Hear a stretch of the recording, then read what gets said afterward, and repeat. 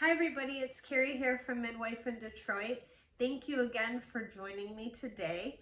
I know that I've been gone for some time, but I've been dealing with illness. So now that I'm all well, it's time for another video.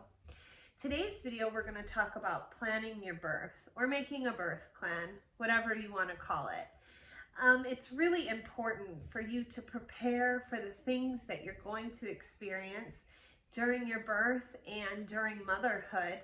And it usually begins pretty early in your pregnancy. We all come into this world with a story. Our story kind of shapes who we are. Our parents tell us our story. And as you grow and prepare for your own family, your birth story is one that you always tell. And each one is unique. And every time that I tell somebody I'm a labor and delivery nurse or a midwife, I always hear their birth story. And each one is so unique and has left an impression.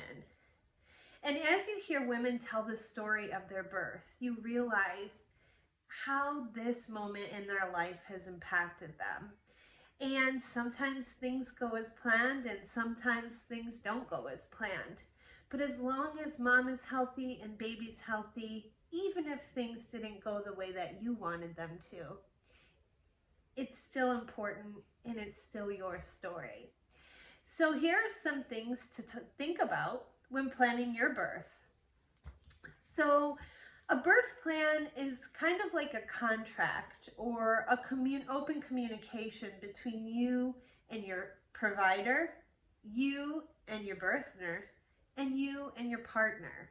And it's really important to have this communication because as you start to experience labor and you start to experience things that are unpleasant like pain or contractions, sometimes we lose sight of the things that we want in our birth.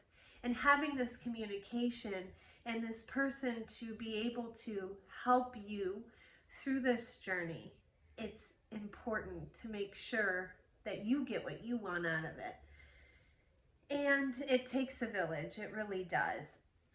So I believe that your birth plan begins not necessarily when you find out that you're pregnant, but when you start your prenatal care. And it starts by communicating with whomever your provider is.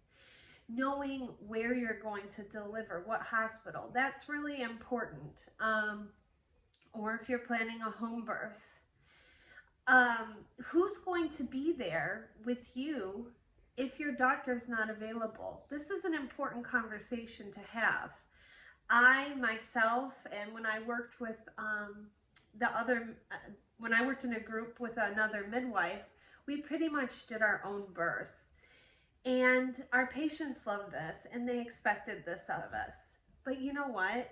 It's exhausting. And being on call all the time, it's very difficult for your provider. And even though I promise you that they want to spend this special moment with you, it is highly impossible for them to be on call 24/7. So in planning our birth, some things to consider. Who's going to be your support person? Now, obviously during COVID, it's really important for you to check in with the hospital system to determine how many people that they allow. And I think one of the most important things when planning your birth is to receive birth education. Birthing education is really important because it helps us plan for the small things, monitoring, position changes.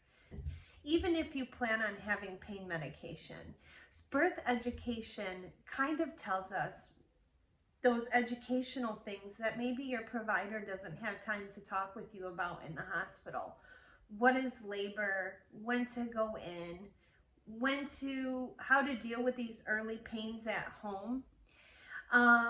Some of us plan on having a natural birth, which means no pain medication, but some options to consider is, do you want just narcotic pain medication, an epidural? And some hospitals in this area offer nitrous oxide during labor for pain management. So knowing what's at your hospital and what you plan on using is really important. Also kind of doing some research as to side effects and what might work best for you. So other things to consider is, are you planning on breast and bottle feeding? And this is really important because you need to prepare for what you plan on feeding your baby. Breastfeeding takes a lot of work, and as this channel grows, we will start adding more content as far as breastfeeding. But one thing, if you plan on breastfeeding, I would recommend is that you kind of do some research on lactation consultants in your area, because having that person who knows what's normal, who knows what's abnormal, and who can help you with all your difficulties along the journey to make this experience more special and strengthen that bond between your baby is really helpful. Also, once your baby's born, it's really important who's going to cut the cord. Knowing what skin to skin is, and are you planning on doing vaccines and medications at birth? Now, I've seen so many women come into the hospital in labor and have no idea on any of these choices. And while that's okay, I think to make the experience more special for you, your family, and strengthen that bond between you and your baby, it's really great to have a plan, or at least know what to expect.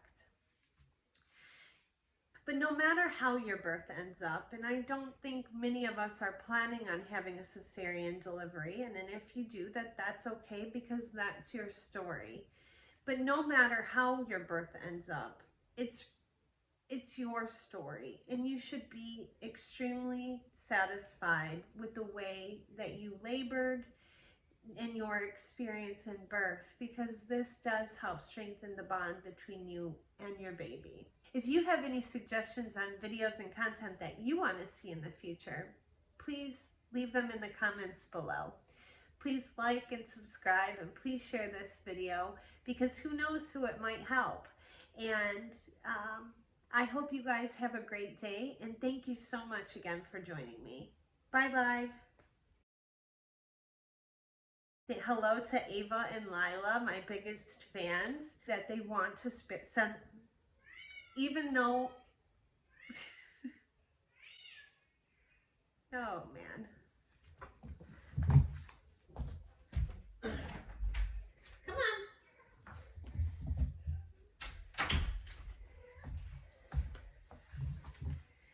Oh, we have a visitor. We have a visitor. There. Oh man. Is it going to be your sister?